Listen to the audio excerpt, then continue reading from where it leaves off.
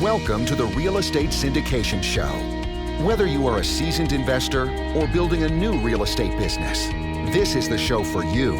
Whitney Sewell talks to top experts in the business. Our goal is to help you master real estate syndication. And now your host, Whitney Sewell.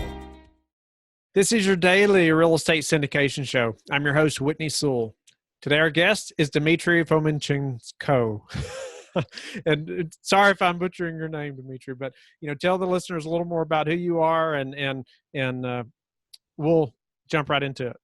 Hey, Whitney, thanks for having me on the show. I know my last name specifically is not one of the easiest ones, so you did it almost perfectly. So great job on that. I apologize. But I'm a real estate investor. Started a while back, and I've done a number of things. I invested in single-family rentals. I've done a few fixer-uppers, dealt with hard foreclosures, and then I transitioned into private lending. And recently, I also transitioned in multifamily syndication, and I can share the reason for that later on.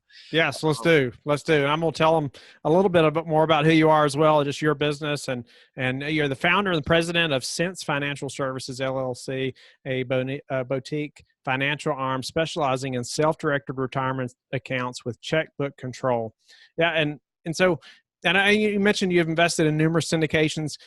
You own multiple investment properties, and I want us to get into that, and we'll learn a little bit more about your background. But you're also passionate about helping families and individuals achieve financial freedom by following proven biblical principles of financial planning and investing. And I look forward to hearing about that as well. But right now, like, your focus is self-directed retirement accounts with checkbook control. Is that right? Correct. Yes. Yeah, so let's just jump right in. You elaborate on what that is a little bit, and let's get right into the difference between self-directed IRA, solo 401k, and why that's important. Well, most people are probably familiar with self-directed IRA. Is account held by the custodian that allows alternative investment options, such as private lending, real estate, or multifamily syndication for that matter. But my niche is checkbook control. Many investors that I come across, they don't want to have the middleman between their investments and them making those investment decisions. So they do opt for a checkbook control, and that's our niche. We help people obtain checkbook control. With an IRA, it's possible by creating a checkbook IRA, which allows a client to bypass the custodian. And with the solo 401k, which we can focus on today, is basically an account, a qualified retirement account that is designed for folks who are self-employed or own a small business. And there is no requirement for custodian as well. So custodian is completely removed out of the picture with all the added benefits that it gives. So are there any cons to having the checkbook control? You said, we try to opt into that, but is there any negatives to doing it that way? Well, obviously the first thing that you need to be aware of is that you have the control. So there is no middleman, there is no custodian. Having a custodian, basically, if you're about to commit a prohibited transaction and custodian sees that, they will stop it from happening. So since there is no custodian on the middle, you're responsible. But the key is this: you're responsible for your investment decisions regardless whether you have a custodian or not. So having a custodian, again, can be beneficial by stopping that prohibited transaction, but oftentimes they don't know that you're making a prohibited transaction. So again, it's very important. So the custodian, you say, a lot of times don't know that you're making a prohibited transaction, even though you have a custodian. I've seen that happen. I've seen clients who had IRAs with custodian, and they made prohibited transactions, and custodian was not aware of that. So again, having a custodian will not stop a prohibited transaction. Ultimately, it is your responsibility to understand the rules and to follow the rules. Okay. So you're focused on the 401k, so solo 401k. So let's dive into that a little bit. Why we need to know what that is. Well, a self-directed solo 401k plan is a vehicle designed for those people who are either self-employed, many of my clients, real estate investors, real estate agents, or they're involved in real estate in one way or another, whether it's a wholesaler or a developer or somebody who's flipping properties. I have a few clients who are syndicators. They putting together syndication deals, and that's their business model. So if you're self-employed or own a business without full-time employees, and that's the key. So it's designed for small business owners without full-time employees. You can have part-time assistants, and the threshold by the IRS guidelines is 1,000 hours. So you can have somebody work for you under 1,000 hours a year and still qualify. And so that is the qualification requirement. But so it's the but the benefit of, again, we can dive into that, and I can go over briefly over some of the key benefits that it offers and the advantages, comparing that with a self-directed IRA, if you'd like. Please, that'd be great. Number one, with self-directed solo 401k custodian is not required. So you can, instead of using a custodian to hold the plan assets, we create in a trust, and trust is the vehicle to hold plan assets for the solo 401k. So custodian is removed out of the picture, and what that means for the client is all the custodian, all the transaction and asset-based fees are eliminated. Most importantly, there is no middleman between you and your funds. You simply can make transactions, you can make investments by writing a check. So this is a great advantage compared to an IRA. Often I've seen my clients lose on deals because when they find the deal, and if they have an IRA with a custodian, they have to submit the paperwork and all the documentation to the custodian and then wait for the approval before they can get the funds to secure the deal. With solo 401k, you can simply write the check, you can seal the deal immediately. So that's probably one of the main advantages. Another advantage, again, if you're a business owner or self-employed, and if you're doing well in your business, as your income increases, so does your taxes. And it's a great tax shelter because with the self-directed solo 401k, the contribution limit to this vehicle is almost 10 times higher comparing to an IRA. With an IRA limit this year is $6,000. With solo 401k, the limit is $56,000 plus $6,000 catch up for a total of $62,000 if you're over 50. So 56, under 50, 50 and above, up to $62,000. I mean, think about this. If you're and your spouse together in the business and you're doing well, potentially you can shelter over $100,000 of your income from taxes. I mean, just think about the bottom line, how much tax savings that's going to equal. Wow. So that's another benefit. And then obviously it allows you to have true diversification, because with this vehicle you can invest into virtually anything. You know, a lot of my clients invest in real estate, but you can invest in virtually anything. So I'd like to back up a little bit though, and even the process of working with you, or from getting my my funds from my let's say my IRA or whoever I have them with now to somebody, or do I, how do I get them to this so I have checkbook control? What does that look like? When do I talk to somebody like yourself, and how quickly can something like that happen if I have a deal now?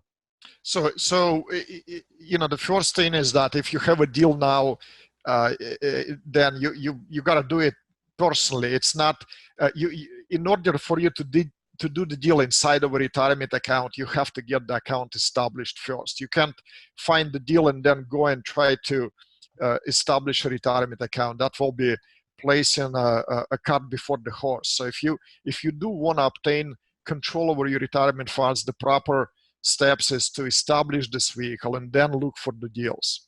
Although it can be. I guess the problem though, like if I went in and did that, I don't want to let it just sit there for very long, right? Like I want to know what I'm going to be doing with it, I guess, before I really establish the account, but maybe I don't have a deal yet. The bottom line is this: you need to make a decision. Do you want to have your money locked up in the stock market, which you and I, Whitney, we have no control over the stock market. That's, for most people, what their retirement funds are. And most of your listeners don't have a control over the stock market either. So the question that you should be asking yourself first is, do you want to keep the money there and hope you'll do okay? Or do you want to be in control of your funds? And if the answer is, if you take the second choice, if you want to be in control, then you got to establish the vehicle, you got to fund it, and then look for the investment opportunities. I mean, the deals are always there. Yeah, there might be a period of time your money is just going to sit there in cash. Obviously you don't want to rush into and just jump on the first deal. You want to do your due diligence, but that's the proper way of doing that. I've seen, I spoke with folks and they wanted to do that, and then they come to me and saying, hey, I found this deal, let's do it. And we start doing that, and then they run out of time because they had, a few days to move on that deal, and it's just not possible to get it set up and funded in a few days. So you do want to get that set up, funded, and then look for the opportunities. Nice. So it's best for self-employed individuals. Is that correct? Yeah, you have to be self-employed or own a business, without full-time employees. Okay, so what if I have a W-2 position? What's the best option? What can I do? If you have a W-2 position and you're doing something on the side, the business can be full-time or part-time. I have many clients who they still have W-2 jobs, and then they might be doing something on the side. I have several clients who are syndicators, and some of them are actually starting in this business and they still doing it part-time. They may be working on their second syndication deal while still having a full-time job. And I have clients who already passed that, and now that's their full-time business. I have many clients who are part-time real estate agents, or some clients who flip couple of properties a year part-time on the side. You can still do that. So again, as long as you have a presence of legitimate self-employment activity, you're eligible. Nice. So that's what I just wanted to clarify. It doesn't have to be your sole self-employment. You can still have a W-2 as long as you have some type of legitimate business. That's correct. And if you don't have any self-employment activity, then this vehicle is not for you. You got to go an IRA route, which we can cover, I guess, in another episode. But I tell often at the seminars and when I speak, I attended this event a number of years ago, probably more than 15 years ago now. And that it was kind of a well-built event. And one of there were two authors of the book called ABCs of Making Money. And I remember, I don't remember most of what took place at that conference, but I do remember what these folks shared, and that was creating multiple sources of income. So if you just have a single source of income and that's your job, obviously there is no diversification there. You do have that job and you don't own it. You may not have it tomorrow, but creating multiple sources of income, and that may be investment income, or that might be flipping properties, or getting your real estate license and doing that on the side. So there is multiple benefits of creating a side hustle or a side business. Not only that will make you eligible for solo 401k with all the advantages that it gives you, but also it creates an extra source of income for you that you can develop potentially into a full-time business.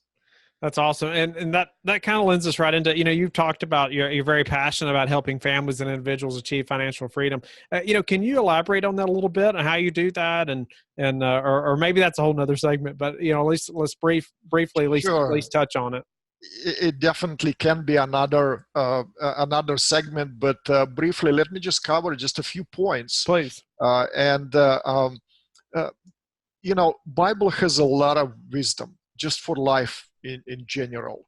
And regardless on your view of the Bible, there is also a lot of wisdom on finances. And what I've seen over the years, if you're going to follow these principles, you're going to be financially successful. And if you're going to violate those principles, you're going to fail. You're going to be miserable.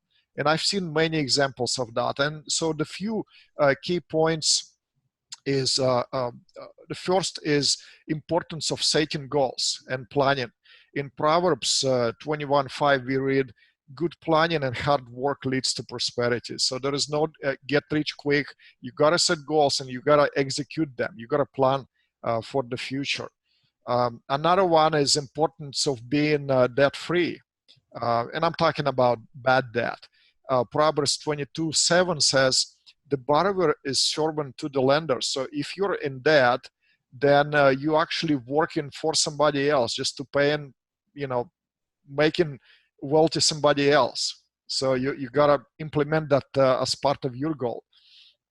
Another one is importance of, and I think that goes very close to what you doing, is importance for investing for the future. Another Proverbs 21:20 says, the wise man saves for the future, but the foolish man spends whatever he gets. So I know you're helping a lot of folks to set or take money that they set aside and put that into investment that will work for them. And prior to doing what I'm doing, I was in financial planning, and I've seen many families making a lot of money. They get increases in income, and they just elevate their lifestyle without really saving anything. And then they just one paycheck away from being in bankruptcy or not being able to pay their bills, and that's unfortunate. And then another point to share is the importance of diversification. In Ecclesiastes 11:2, we read, divide your portion to 7 or even to 8, for you do not know with what misfortune may occur in the earth. So, you want to diversify. We don't control tomorrow. We don't control all of the investments. There is a degree of risk in each investment, and that can be said. Diversify into different asset classes. Even within the same asset class, you can achieve. You can sub-diversification, so to speak.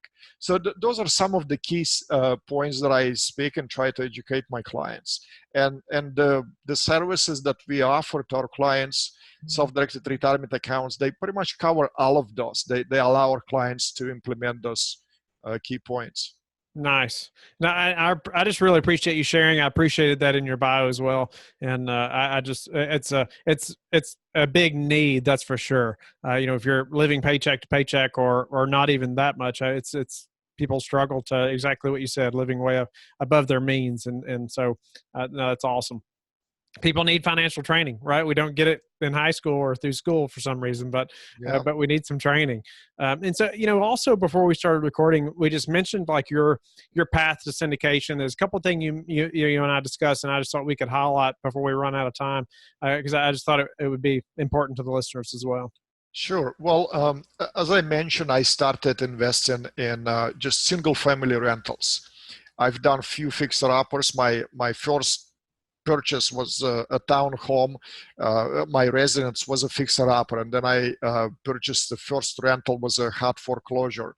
I've done a few of those, and then I kind of got tired of that, and I even had made some mistakes, lost some money, lost some properties during the last downturn, real estate downturns. Obviously, learned some lessons. But when I started my business, basically I did not want to deal with, everyday problems that come with owning single family rentals. So I was introduced to, actually by one of my clients, to a concept of being a private lender. And I started investing in trust deeds and notes, basically became a bank. And I was doing that with my retirement funds as well as my personal funds. And it's a great way to invest. It's a great way to diversify. But on my personal side, what I notice is that over the years, I noticed my interest income growing. Every year I will get a 1099 from the servicer, 1099 interest, reporting interest, and that's just simply adds uh, income to my bottom line, and that increases my taxes. So I thought, well, because I remember owning a bunch of rental properties and how much deductions I had, and I wanted to change that, and that's when I started researching syndications, and I had I knew someone from many years ago that I reconnected, and he's been very successful with that. I invested in a first syndication with him, and then done a few more. And the beauty of investing in syndication, that it comes with the tax benefits. You get to write off the depreciation and all the additional things. And I remember making a first investment syndication at the tail end of the last year, and in December, literally in the last few days. So there was pretty much no income because of the timing. And I received 1099 because it still was for the last year. I received the 1099 with the reported income of $1, and the write-offs, the deductions were about $12,000 or $15,000 just on that one syndication. So that definitely helped my bottom line. And I've done a number of other ones since then. So it's definitely a great way to help with your tax planning. I just know before we started recording, you mentioned, just like the beauty of investing in syndications. I thought you've got to share that on this show, of course, but Dmitry, before we have to go, as far as the 401k, having checkbook control, what's the hardest part of that process? Maybe even for the client or even for you, and just doing this business well. Well, again, and that may be what you mentioned is kind of getting over that step is making that decision.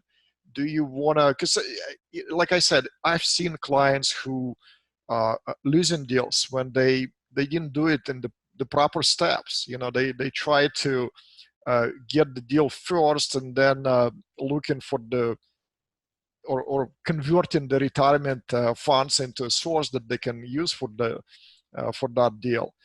So it's making that decision. Like I said, you need to ask yourself, do you want to basically give control to your money to somebody else, to your stockbroker, or just, even if you invest yourself, we don't have a lot of control. We may have certain control as far as implementing certain strategies in the stock market, but ultimately we don't have a control. So if you wanna stay there, I mean, that's fine. You can continue to do that. But if you do want to be in control, if you want to have more control, then you got to make that decision and make that conversion, and then just start looking for investment opportunities. And the deals are, I don't think that's a good excuse, not being able to find the deal. And I get that once in a while from clients.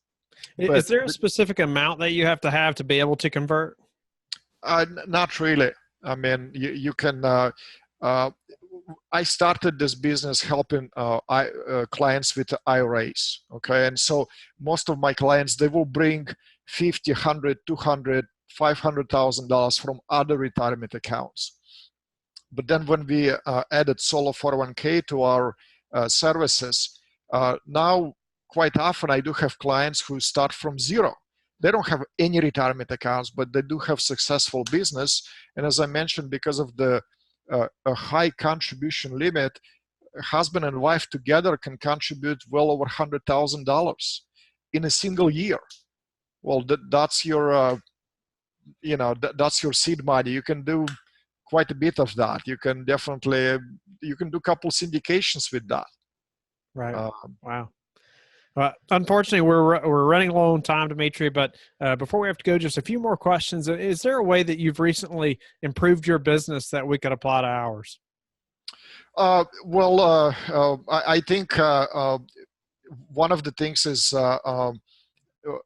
being able to delegate. And I'm kind of a, I like to be in control, and I like, I tend to do things myself. So it took me a while. Maybe it wasn't recent, it's been earlier, but I think it's a good example to share with anybody, regardless whether you're a business owner or you're just an investor, or whatever it is that you're doing, is learning to delegate. You need to focus on what you do the best and delegate other things. And they, you might be, you might do them the best, but certain things, they don't have to be done the best way.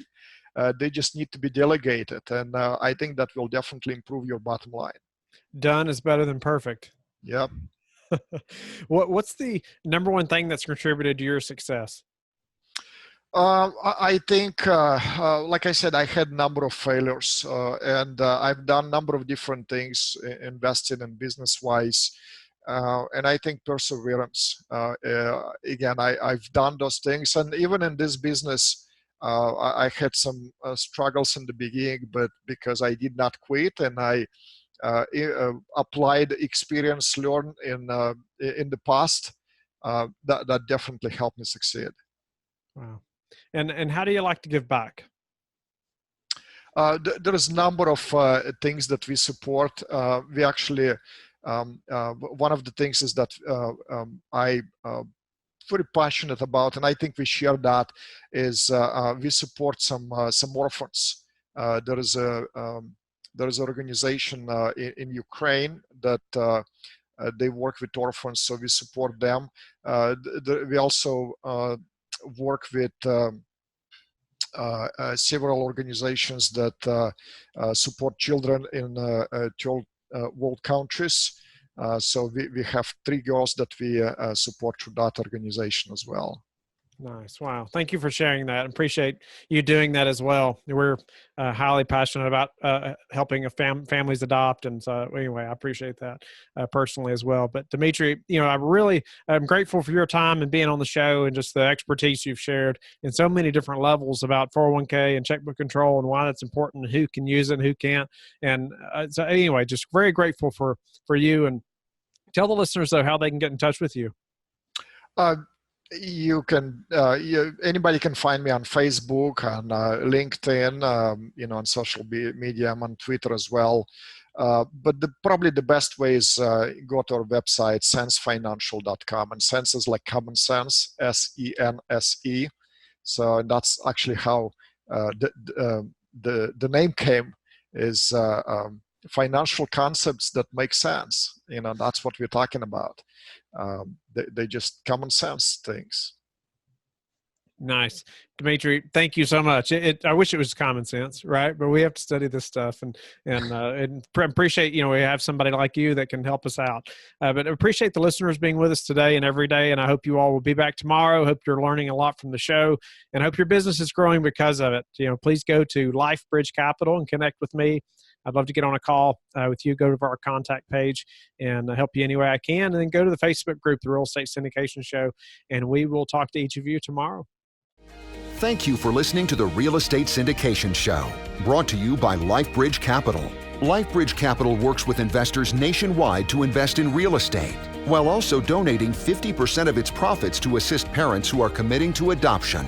LifeBridge Capital, making a difference, one investor and one child at a time. Connect online at www.lifebridgecapital.com for free material and videos to further your success.